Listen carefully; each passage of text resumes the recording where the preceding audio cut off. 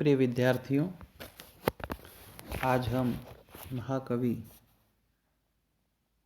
भास का समय एवं उनकी रचनाओं का संक्षिप्त परिचय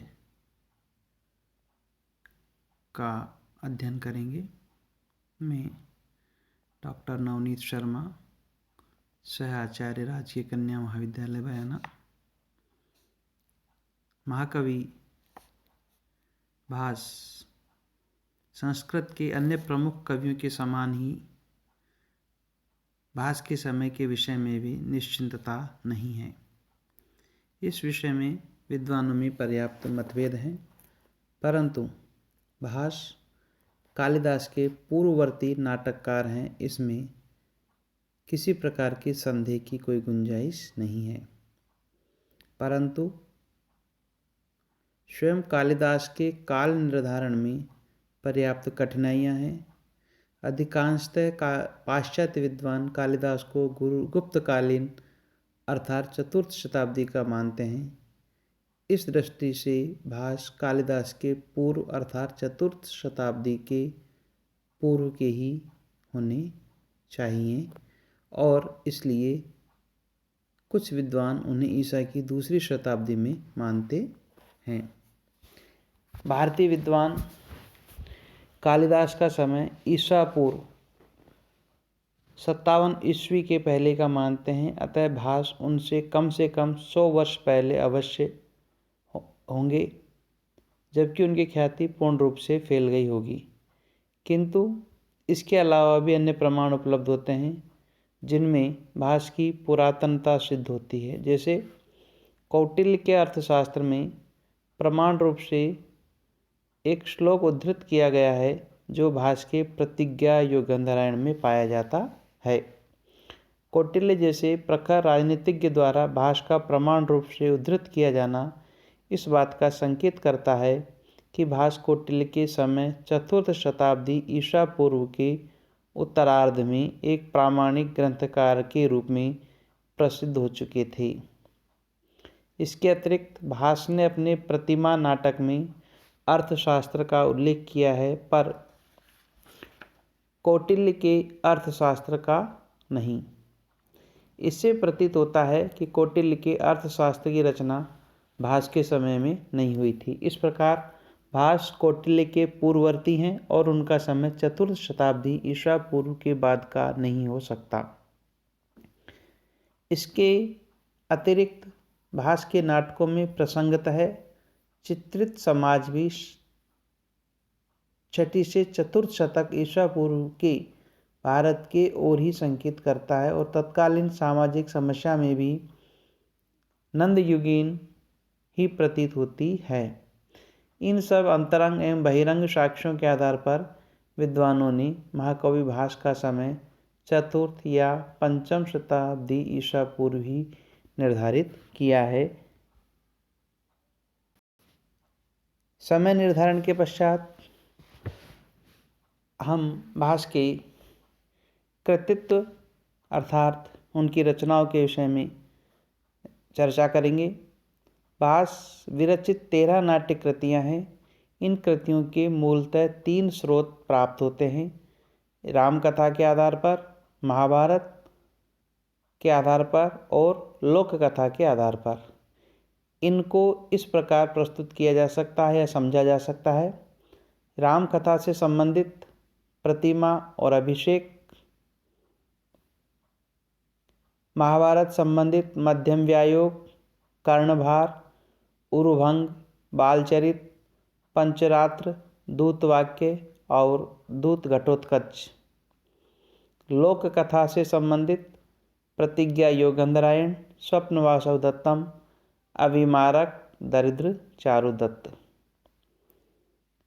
इस प्रकार 13 नाट्य कृतियाँ भास की प्राप्त होती हैं।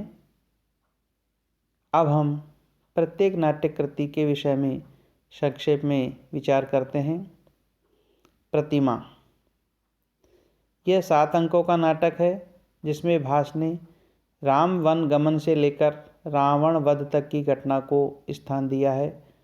प्रथम अंक में राजा दशरथ द्वारा राम के राज्याभिषेक की तैयारी का वर्णन है। इसके बाद कैकेयी द्वारा राज्याभिषेक को रोकना, राजा दशरथ का मूर्छित होना तथा राम के साथ सीता और लक्ष्मण का वन गमन का वर्णन है। द्वितीय अंक में राम वन गमन के पश्चात दशरथ के प्राण त्याग का वर्णन प्राप्त होता है। तृतीय अंक में मृत इक्ष्वाकु वंशीय राजाओं की प्रतिमाओं के साथ महाराज दशरथ की भी प्रतिमा स्थापित की जाती है। इसी अंक के आधार पर नाटक का नामकरण किया गया है। चतुर्थ अंक में भरत सुमंत्र के साथ राम को मनाकर अयोध्या लौटाने के लिए वन में जाते हैं, परंतु राम के द्वारा उन्हें पिता के वचन को सत्य करने की बात कही जाती है।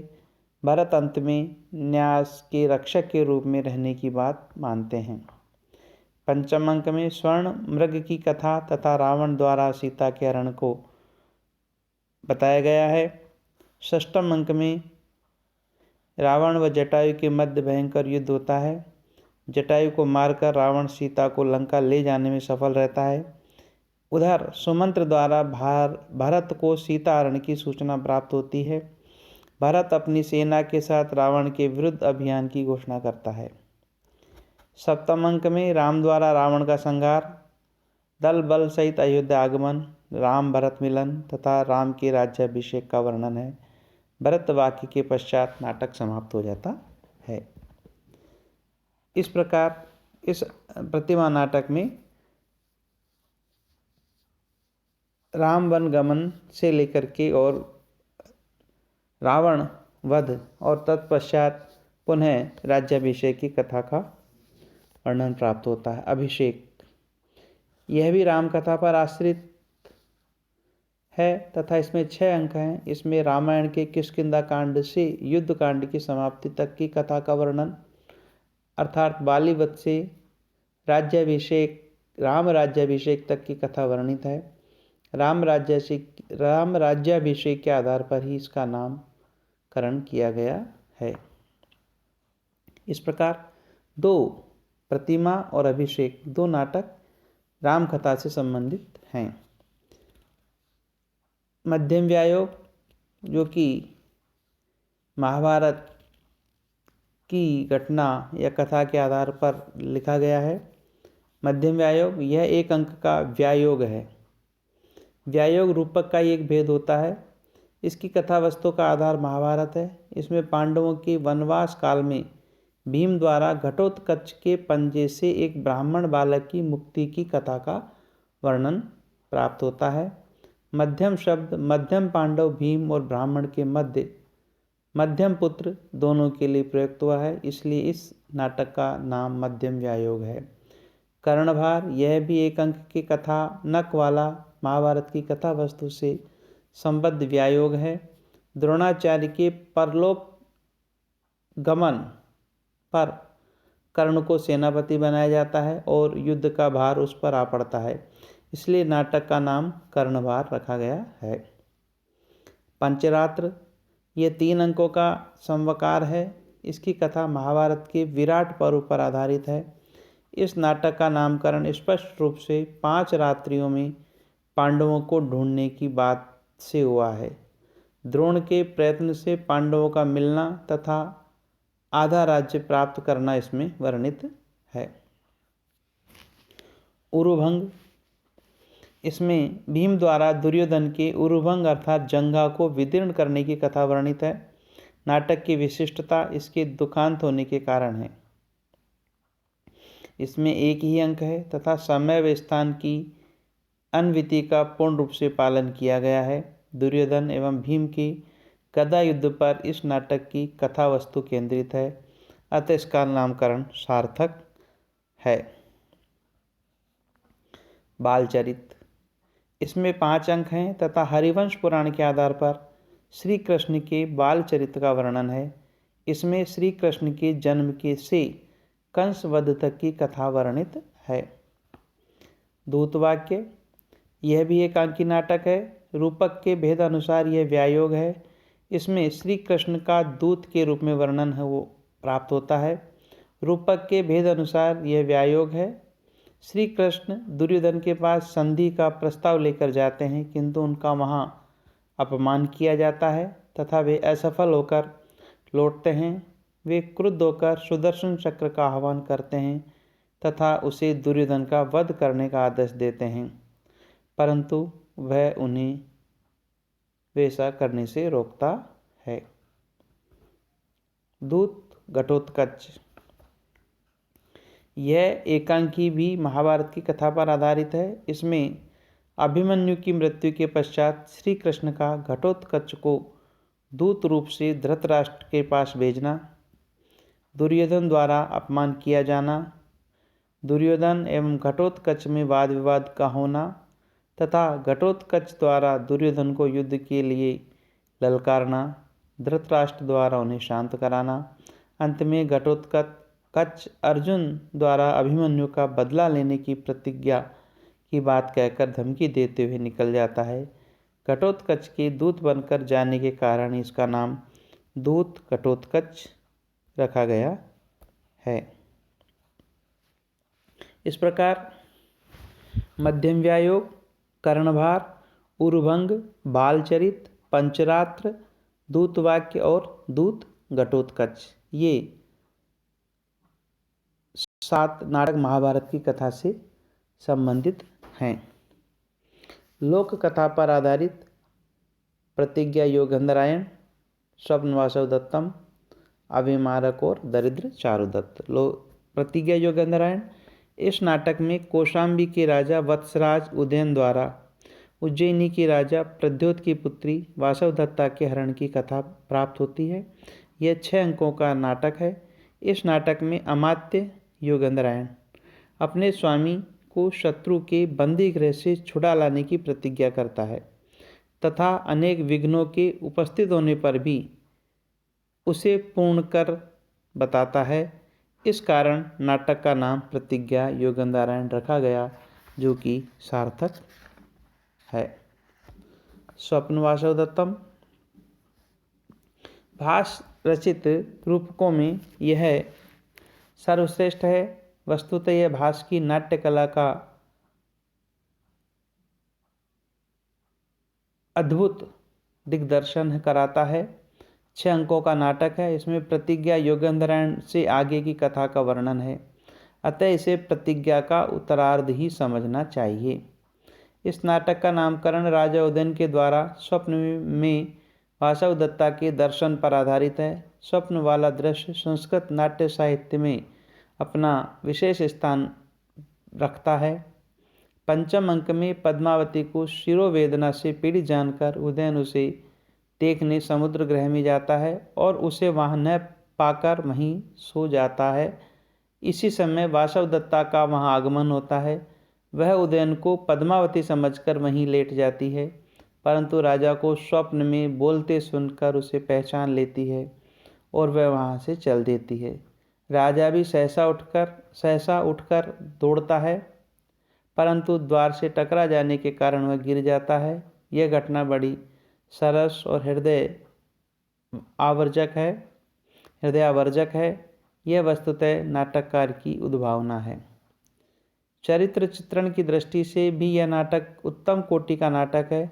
इसमें प्रमुख पात्र उदयन, वासवदत्ता, पद्मावती, योगंधरायण एवं विदूषक हैं। नाटक का नायक उदयन कला प्रेमी, विलासी एवं रूपवान है। साथ ही वह वीर है, गुरुजनों के प्रति सम्मान भावना से ओतप्रोत है। रूप यौवनशालिनी वासवदत्ता अत्यंत पतिव्रता स्त्री, वह स्वामी यथार्थ सर्वस्व त्याग देती है। स्वाभिमान की भावना से वह ओतप्रोत है। उधर पद्मावती भी अत्यंत रूपवती है। विदूषक के शब्दों में वह समस्त सद्गुणों की आकार है, मूर्ति है। योगंधरायण एक आदर्श मंत्री है। नाटक का संपूर्ण घटना चक्र उसी के बुद्धि कौशल से संचालित होता है। वस्तुतः स्वप्न वासवदत्तम नाट्य कला की सर्वोत्तम परिणति है। वस्तु, नेता एवं रस तीनों ही दृष्टि से उत्तम कोटि का है।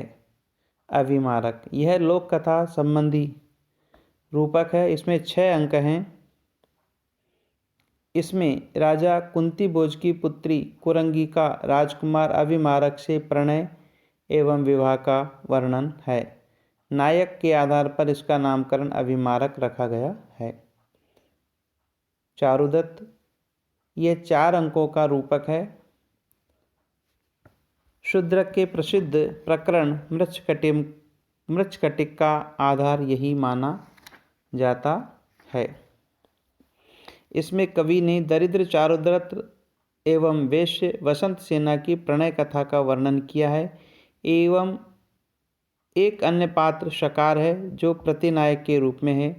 इस नाटक की समाप्ति योजनाबद्ध ढंग से न होकर अचानक हो जाती है। अनेक समीक्षकों ने ऐसा होने का कारण लेखक की असामयिक मृत्यु माना है। इस प्रकार संक्षेप में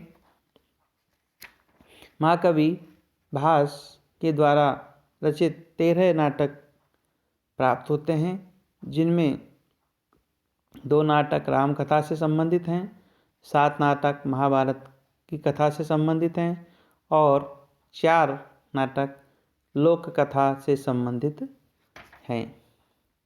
आज की क्लास में हम इतना ही जानेंगे। आगे हम भास के नाटकों की विशेषताओं के विषय में अध्ययन करेंगे। धन्यवाद।